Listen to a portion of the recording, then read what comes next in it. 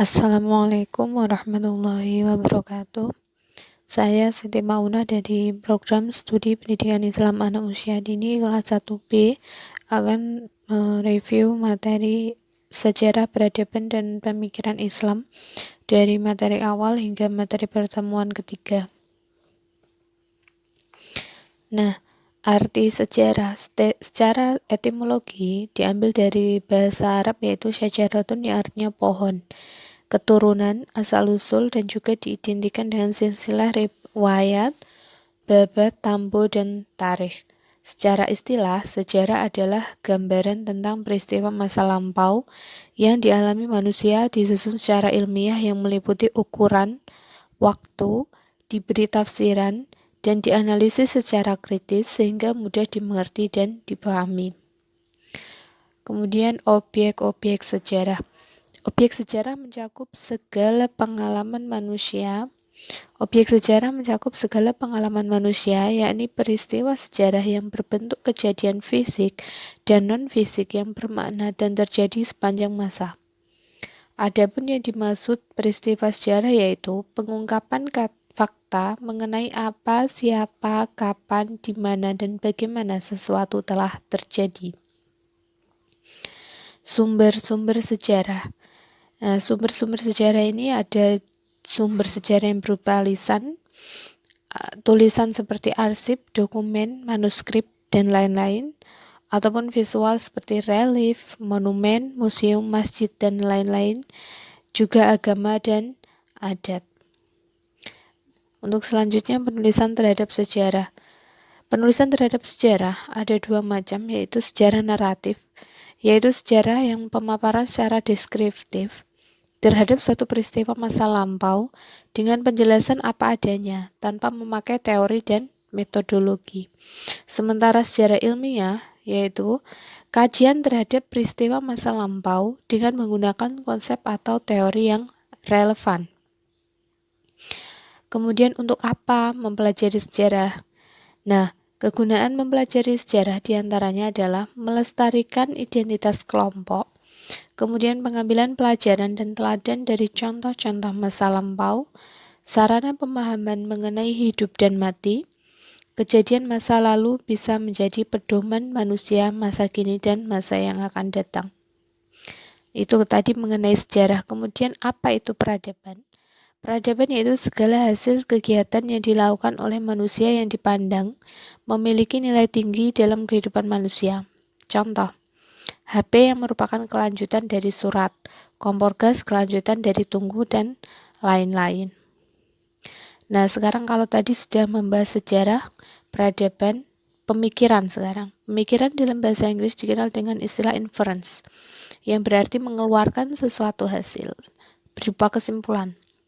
Dari segi terminologi, pemikiran adalah kegiatan manusia mencermati suatu pengetahuan yang telah ada dengan menggunakan akalnya untuk mendapatkan atau mengeluarkan pengetahuan yang baru atau yang lain.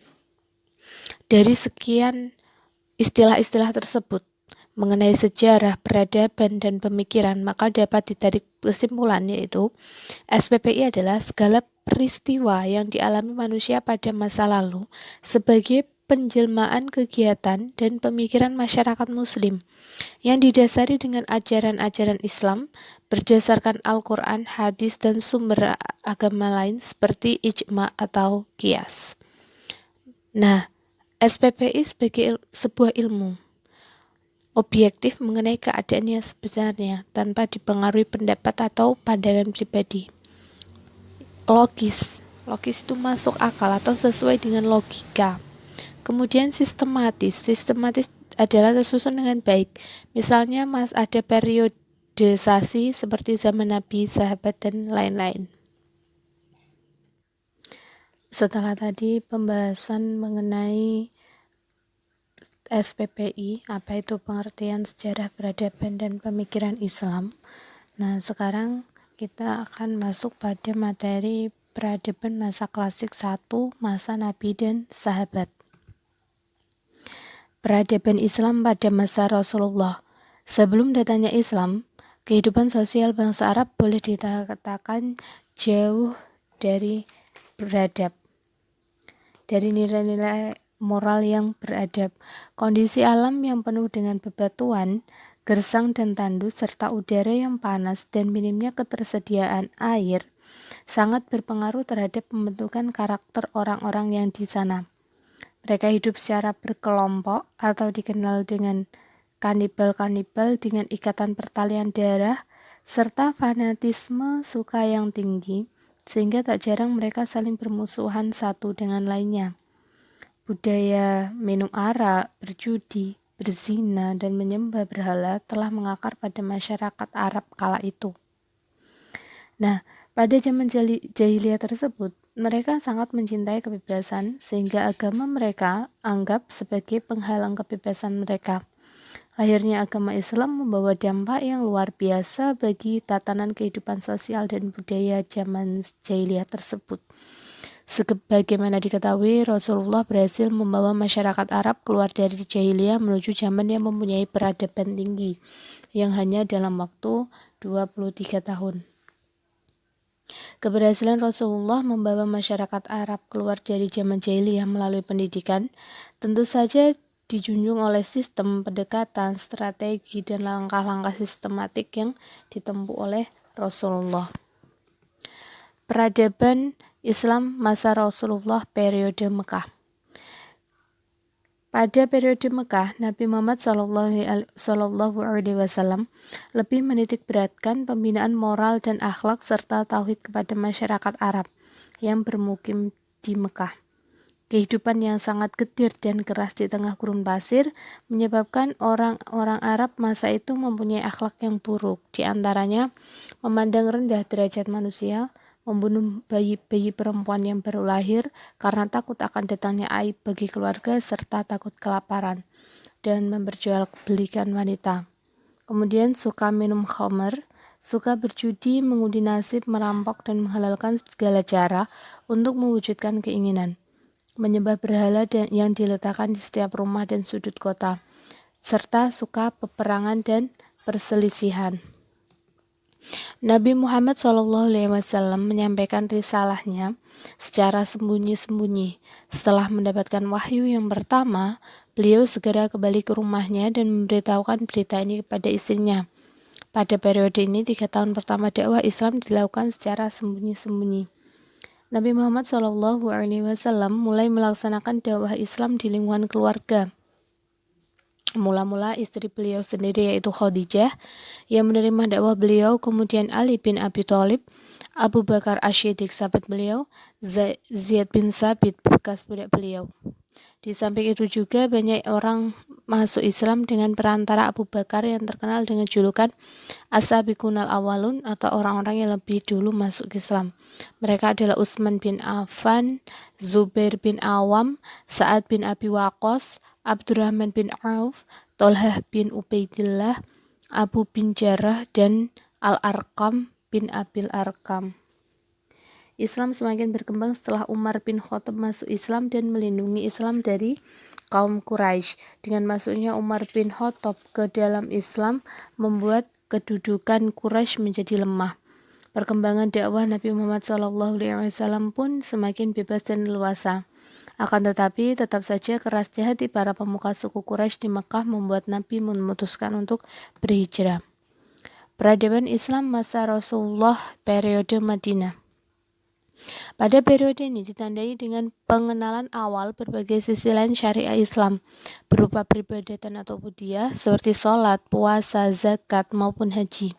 Termasuk pula disosialisasikan selama periode ini konsep jihad fisabilillah atau berjuang di jalan Allah.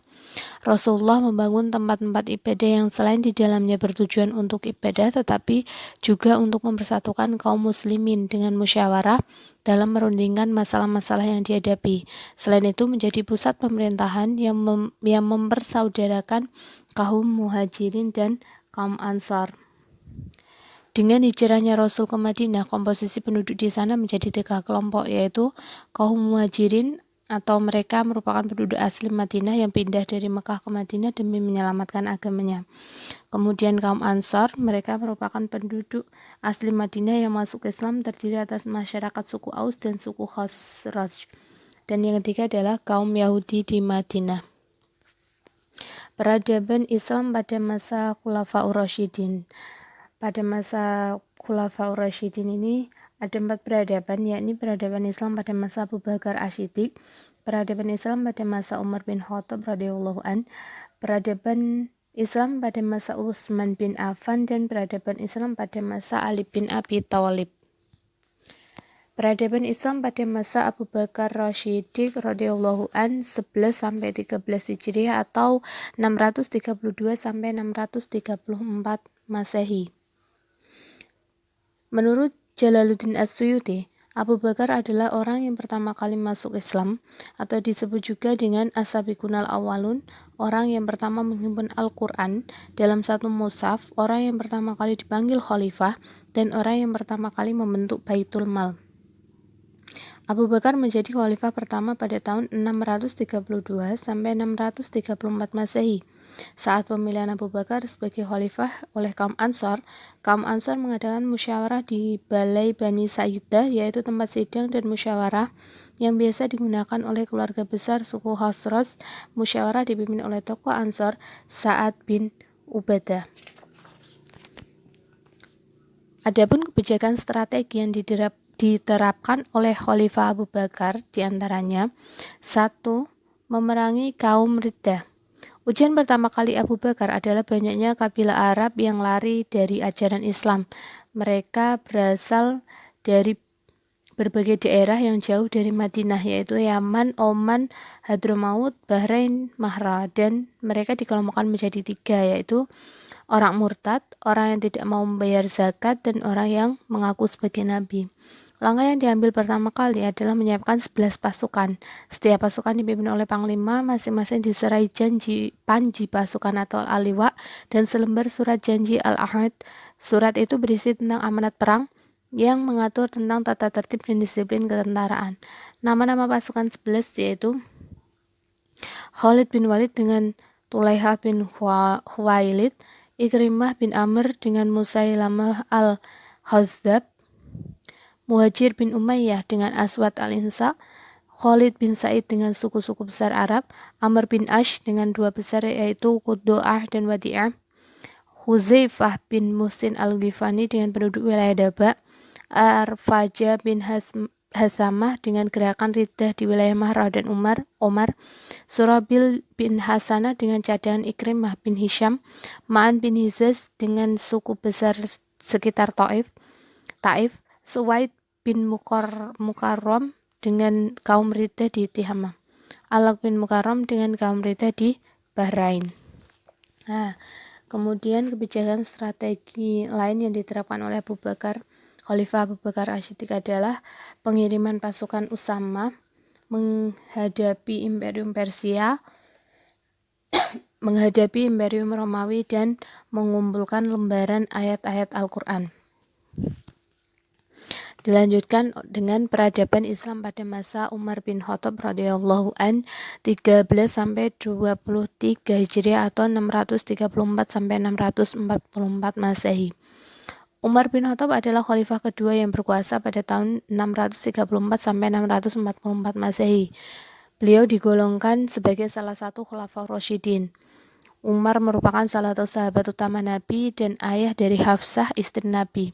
Umar bin Khattab diangkat sebagai khalifah dengan cara ditunjuk langsung oleh Abu Bakar Asy-Siddiq sebelum beliau meninggal. Adapun kebijakan strategi yang diterapkan oleh Khalifah Umar bin Khattab adalah mengangkat Abu Ubaidah sebagai panglima perang, penaklukan kota Persia, penaklukan kota Damaskus, penaklukan Syria Utara, penaklukan Yerusalem, penaklukan Mesir, pembentukan lembaga kekhalifahan, dan membangun kota-kota baru. Mohon maaf, ini ada kesalahan penulisan yang seharusnya adalah Khalifah Umar bin Khattab, tapi tertulis adalah Khalifah Abu Bakar. Proses penaklukan Persia meliputi 3 tahap, yaitu persiapan pasukan dan amanat perang, kemudian proses dialog, dan yang ketiga adalah perang. Strategi yang digunakan pasukan muslimin dengan membangun atau membagi mereka dalam beberapa sayap, yaitu sayap tengah, Abu Ubaidah bin Jarrah pimpinan, Ikrimah bin Amr dan Al-Haris bin Hisham, Dorar bin Azrur Al-Fihri. Kemudian sayap kiri dan kanan, Yazid bin Abu Sofyan sebagai pimpinan, Ammar bin Ash sebagai pimpinan, Muawiyah bin Abu Sofyan dan Surahbil bin Hasanah. Sayap cadangan, Giga bin Amr At-Tamimi pimpinan, Mad'ur bin Adiyah, pembekalan dilakukan oleh Abdullah bin Mas'ud atau sebagai koordinator. Pengawasan dilakukan oleh Kubaid bin Hashim. Barisan perempuan dilakukan oleh Juwairiyah binti Abu Sofyan. Lembaga kekhalifahan yang dibentuk mencakup ekonomi dan pemerintahan. Di bidang ekonomi membentuk Baitul Mal, Departemen Pajak Tanah, Departemen Keuangan dan Pajak, sementara di bidang pemerintahan, Departemen Pendidikan, Kehakiman menetapkan kalender Islam dan pendidikan penjara. Umar bin Khattab meninggal karena dibunuh oleh seorang budak Persia ketika sedang melaksanakan sholat subuh. Umar bin Khattab adalah seorang yang pemberani dan bijaksana, karena itu beliau dijuluki dengan sebutan Abu Hafs dan Al-Faruq. Kemudian dilanjutkan peradaban Islam pada masa Utsman bin Affan radhiyallahu an 23 sampai 25 Hijriah atau 644 sampai 656 Masehi. Utsman bin Affan dipilih sebagai khalifah yang ketika melalui proses musyawarah terbatas yang dilakukan oleh 6 orang tokoh, yaitu ditunjuk oleh Umar bin Khattab. Mereka adalah Sa'ad bin Abi Waqqas, Utsman bin Affan, Ali bin Abi Thalib, Abdurrahman bin Auf, Zubair bin Awam, dan Tolha. Di antara kebijakan yang dikeluarkan Utsman bin Affan setelah diangkat menjadi khalifah adalah mengadili sekaligus menjadi wali Ubaidillah bin Umas, perluasan wilayah, pembukuan Al-Quran dengan Rasul Utsmani, dan perluasan Masjid Nabawi. Naskah Al-Quran yang telah dibukukan kemudian dikirim ke pusat-pusat kekuasaan kaum muslim yang dipandang penting, yaitu Mekah, Damaskus, San'a, Yaman, Bahrain, Basrah, dan Kufah. Utsman bin Affan meninggal karena terbunuh dalam sebuah kericuan yang terjadi di kediamannya pada hari Jumat tanggal 8 Dzulhijjah tahun 35 Hijriah atau 656 Masehi dalam usia 82 tahun. Utsman menghembuskan nafas terakhirnya sambil memeluk Al-Mushaf yang sedang dibacanya. Pembunuhnya yakni Abdullah bin Saba. Meski wafat dalam keadaan terbunuh, kedermawanan Utsman bin Affan lebih menonjol dibandingkan sahabat lainnya. Islam sangat terbantu dengan karakter Utsman, terlebih saat pertama Islam berkembang di Jazirah Arabia. Kemudian peradaban Islam pada masa Ali bin Abi Thalib radhiyallahu an 35 sampai 41 Hijriah atau 656 sampai 661 Masehi. Pemilihan Ali bin Abi Thalib didesak oleh para pemuda karena banyaknya pemberontakan di kota Madinah. Semenjak terbunuhnya Khalifah Utsman bin Affan, Ali bin Abi Thalib didukung oleh 3 pasukan yang datang dari Mesir, Basrah, Kufah, serta penduduk Madinah. Mulanya Ali menolak karena ia merasa masih banyak sahabat yang lebih dulu berjuang bersama Nabi Muhammad SAW. Mendengar alasan Ali, kaum muslim mengajak Tolhah dan Sa'ad untuk bergabung membaiat Ali sebagai khalifah. Setelah mereka setuju, terjadilah pembaiatan Ali sebagai khalifah di Masjid Nabawi pada bulan Dzulhijjah tahun 35 Hijriyah 666 Masehi. Kebijakan Ali saat menjadi khalifah diantaranya pergantian pejabat pemerintahan, memberhentikan pejabat yang tidak disenangi kaum muslimin karena dianggap sebagai pemicu munculnya gerakan pemberontakan. Berikut nama gubernur yang diangkat sebagai pengganti adalah Sahal bin Hanif, gubernur Syria, Umroh bin Syihab, gubernur Kufah, Utsman bin Hanif, gubernur Basrah, Ubaidah bin Abbas, gubernur Yaman, Qais bin Sa'ad, gubernur Mesir. Kemudian penarikan tanah milik negara. Khalifah Ali bin Abi Thalib mengambil kebijakan untuk menarik semua harta yang dianggap menjadi milik negara untuk membersihkan pemerintahannya. Yang ketiga yaitu pengembangan ilmu pengetahuan. Tingginya kecintaan Ali bin Abi Thalib terhadap perkembangan ilmu pengetahuan ini mendorong Ali untuk mensistematika ilmu, terutama bahasa Arab, sehingga kaum muslimin yang bukan berasal dari bangsa Arab juga mampu belajar Al-Quran dan hadis. Ali juga membangun dan menata sebuah kota baru di Kufah yang akhirnya dijadikan pusat pengembangan ilmu pengetahuan seperti nahwu, tafsir, hadis, dan sebagainya. Yang keempat yaitu Perang Jamal dan Perang Siffin. Perang Jamal terjadi pada tahun 36 Hijriah, 657 Masehi, antara pasukan Ali dengan pasukan Ummul Mukminin Aisyah binti Abu Bakar. Perang ini terjadi karena pasukan lawan kecewa dengan pijakan Ali yang tidak kunjung menegakkan hukum syariat Islam, khususnya terkait dengan pembunuhan Utsman bin Affan. Dan Perang Siffin terjadi pada tahun 37 Hijriah atau 658 Masehi antara pasukan Ali dengan Muawiyah bin Abi Sufyan. Muawiyah tidak mau membaiat Ali sekaligus menolak pencopotannya sebagai gubernur Syam oleh Ali.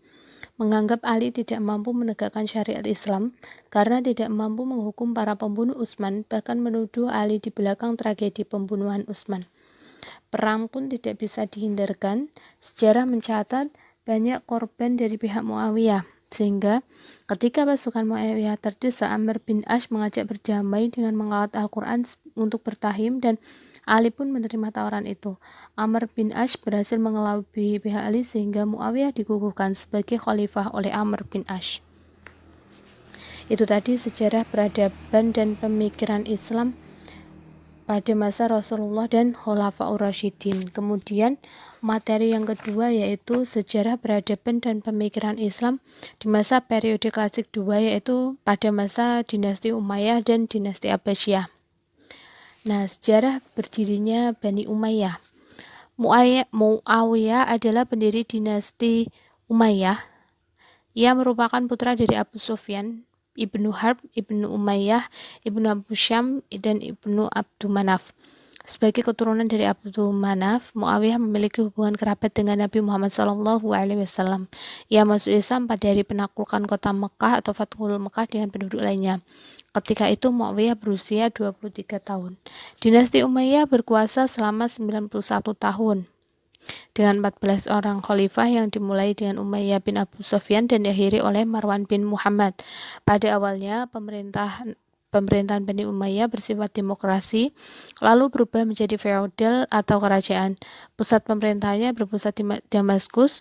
Hal ini dimaksudkan agar lebih mudah dalam memerintah karena Muawiyah sudah begitu lama memegang kekuasaan di wilayah tersebut. Serta ekspansi teritorial sudah begitu luas. Kemajuan yang dicapai oleh dinasti Umayyah. Masa dinasti Umayyah berlangsung selama 91 tahun dengan 14 orang khalifah. Berbagai kemajuan telah diperoleh pada masa dinasti ini dan juga mencetuskan kebijaksanaan. Banyak kebijaksanaan yang diluahkan pada masa ini diantara lain yaitu pemisahan kekuasaan, terjadi dikotomi antara kekuasaan agama dan kekuasaan politik. Pembagian wilayah kekuasaan terbagi dalam 10 provinsi. 10 provinsi yaitu Syria dan Palestina, Kufah dan Irak, Basrah, Persia, Sijistan, Khurasan, Bahrain, Oman, Najd dan Yamamah, Armenia, Hijaz, Karman dan India dan lain-lain. Bidang administrasi pemerintahan, organisasi tata usaha negara terpecah ke dalam bentuk dewan.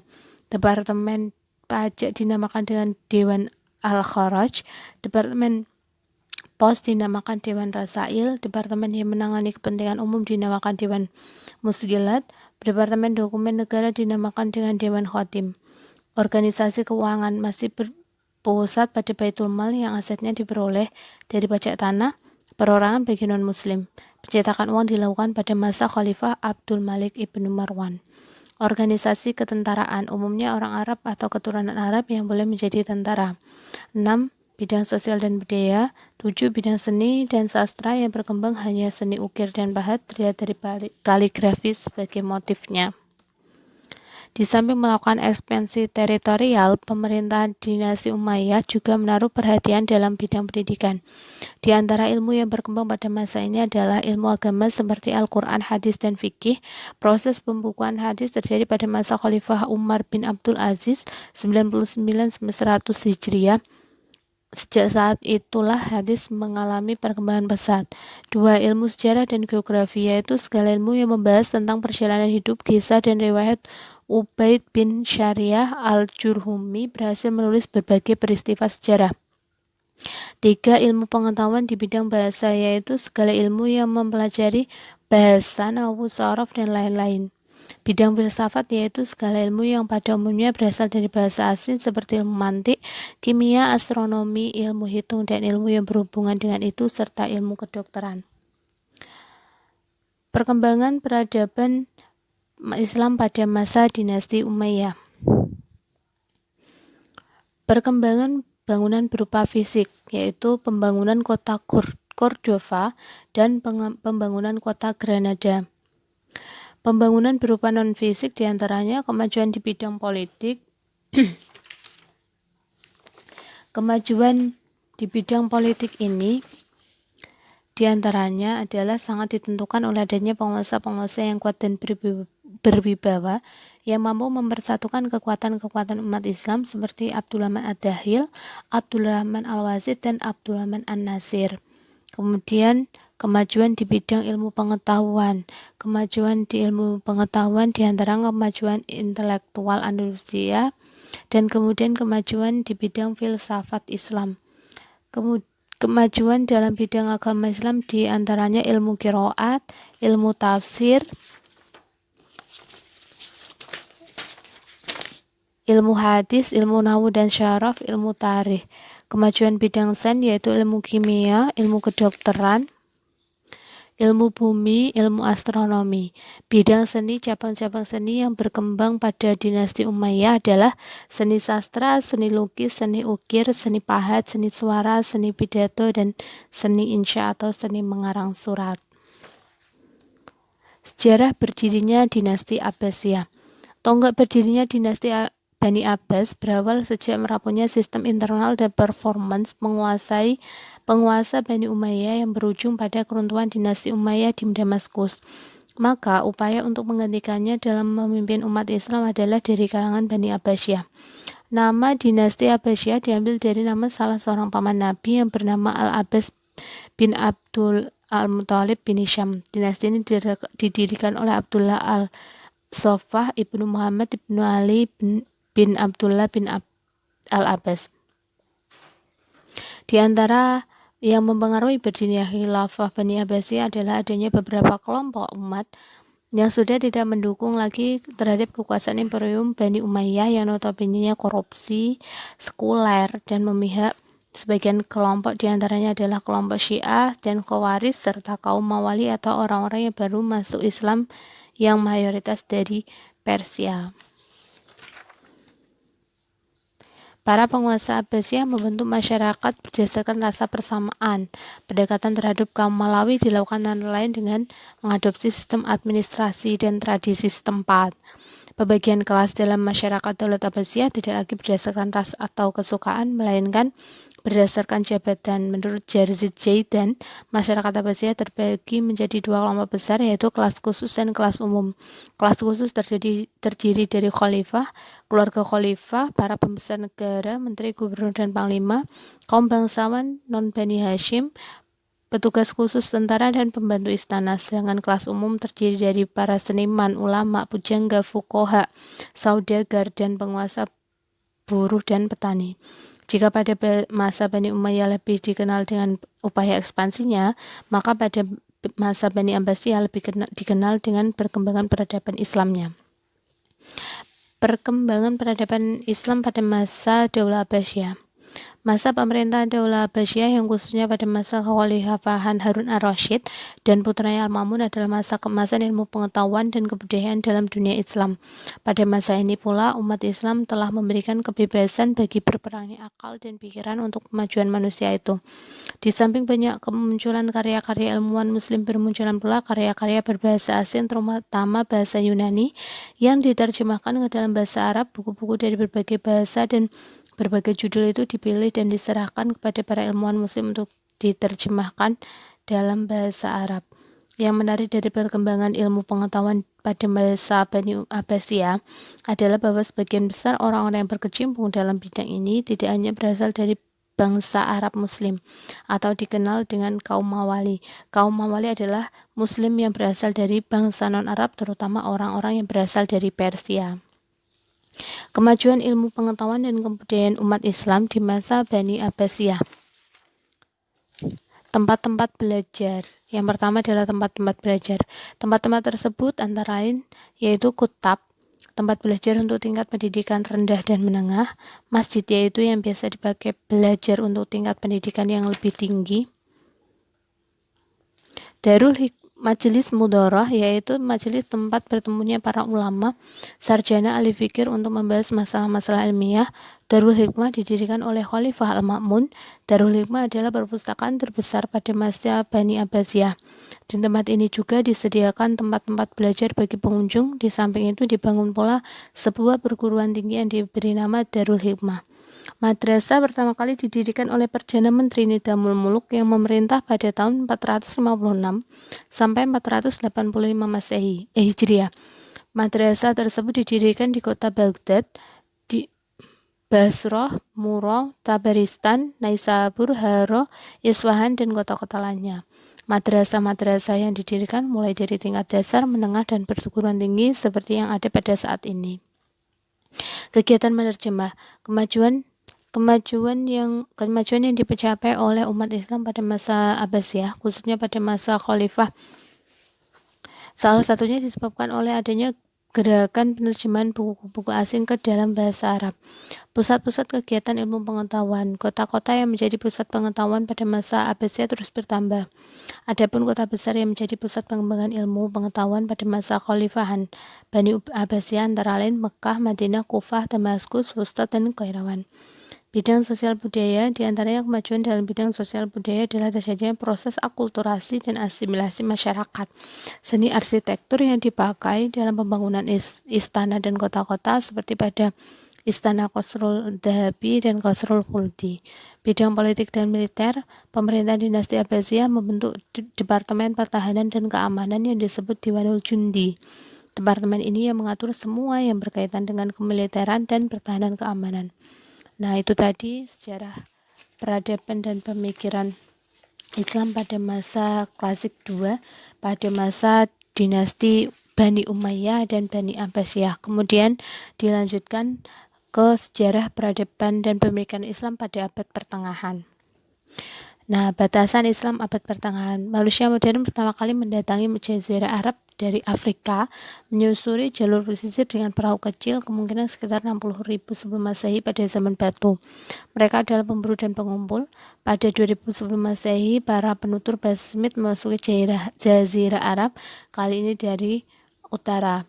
Dalam peperangan panjang antara Sasania dan Romawi, berbagai suku Arab ikut serta sebagai pasukan bayaran bagi kedua pihak. Pada masa antik akhir, kerajaan Sahabat di Arab runtuh dan Muhammad lahir di kota dagang di Arab Utara yang disebut Mekah sekitar tahun 570 Masehi. Pada usia 40 tahun, beliau didatangi oleh malaikat Jibril yang memberitahu Muhammad bahwa beliau adalah seorang nabi yang bertugas menyampaikan ajaran yang dahulu pernah disampaikan oleh Ibrahim, Musa, dan Isa. Agama yang dibawa Muhammad disebut Islam.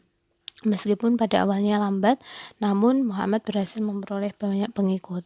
Peta penaklukan Muhammad dan kekhalifahan Rasyidin. Setelah memenangkan beberapa pertempuran, sebagian besar suku Arab lainnya pun masuk Islam. Setelah menyatukan Arab, para penerus Muhammad melancarkan serangan pada Romawi dan kemudian kepada Sasania. Pada tahun 640 Masehi, orang Arab menguasai sebagian besar Asia Barat, dan tidak lama setelah itu di bawah para kekhalifahan Umayyah, mereka menaklukkan Mesir. Pada tahun 711 Masehi juga karena Umayyah menguasai seluruh Asia Barat kecuali Turki yang masih dikuasai Kekaisaran Romawi, seluruh Mediterania Selatan, Mesir, Libya, Tunisia, Aljazair, Maroko, dan sebagian besar Spanyol. Pada 800 Masehi, pada masa kekhalifahan Abbasiyah, kekuasaan orang Islam mulai terpecah menjadi banyak kerajaan atau kekhalifahan yang lebih kecil. Yang paling utama berpusat di Baghdad. Pada tahun 900-an Masehi, kendali Baghdad direbut oleh orang Turk dan Seljuk, sedangkan dinasti Fatimiyah menguasai Mesir, Israel, dan Suriah. Di timur Ghaznawiyah merebut Afghanistan dan kemudian India Utara sekitar tahun 1000 Masehi. Perpecahan kekhalifahan Abbasiyah. Pada tahun 1096 Masehi, orang-orang Eropa melancarkan perang salib dan merebut banyak wilayah di Israel dan Lebanon dari kekuasaan Fatimiyah. Namun, pada tahun 1200 Masehi, sebagian besar tanah ditaklukkan itu kembali direbut oleh orang Mamluk dan dinasti Ayyubiyah di bawah pemimpinan Salahuddin al-Ayyubi. Pada saat yang sama, dinasti Muwahhidun berhasil berdiri di Afrika Utara dan Spanyol. Lama-kelamaan dinasti Muwahhidun mulai terpecah. Di Spanyol Utara, kerajaan Aragon, Kastilia, dan Portugal mengalahkan Muwahhidun pada tahun 1212 Masehi dan merebut sebagian besar Spanyol pada tahun 1248 Masehi. Di Afrika Utara, dinasti Muwahhidun terpecah menjadi 3 kerajaan kecil, Hafsiyun di timur, Alwad di tengah, dan Mariniyun di barat. Pada tahun 1260 Masehi, orang Mongol menyerbu Asia Barat dan menaklukkan bagian timur kekuasaan Islam selain juga India Utara dan Afghanistan. Peristiwa-peristiwa penting masa pertengahan. Abad pertengahan dalam sejarah Eropa berlangsung dari abad ke-5 sampai abad ke-15 Masehi.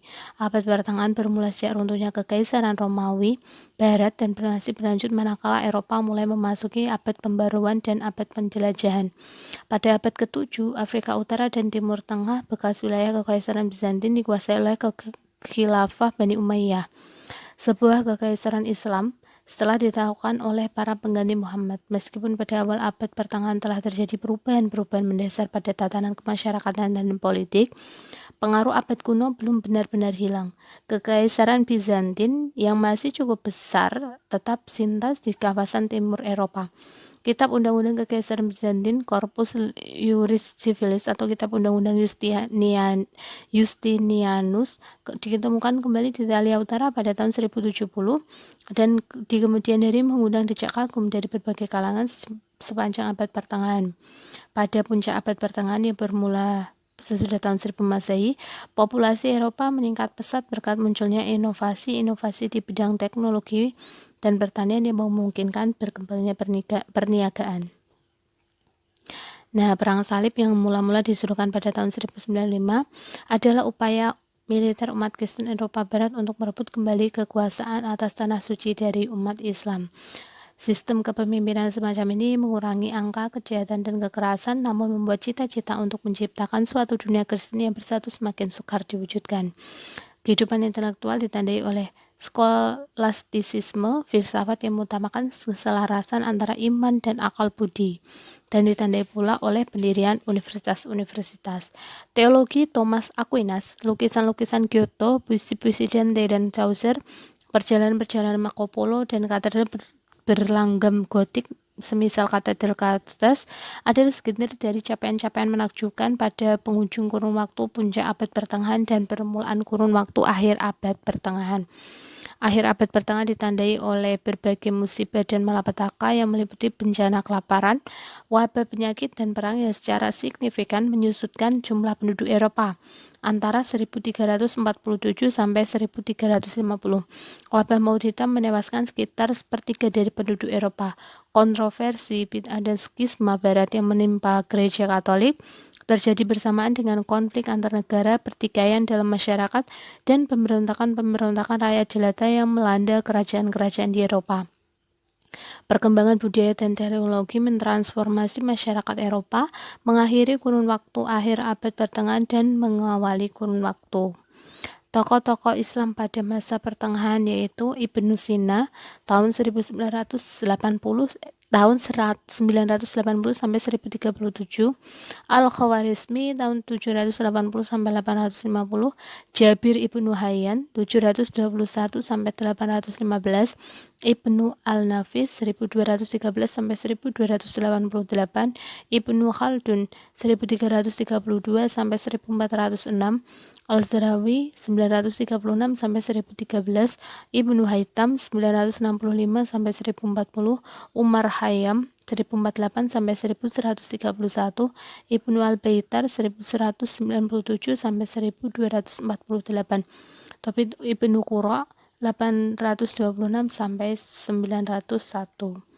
Pusat-pusat peradaban Islam pada masa pertengahan diantaranya adalah di kota Baghdad, negara Irak, Kairo Mesir, Isfahan Persia atau Iran, Istanbul Turki, Delhi India, dan Andalus Spanyol.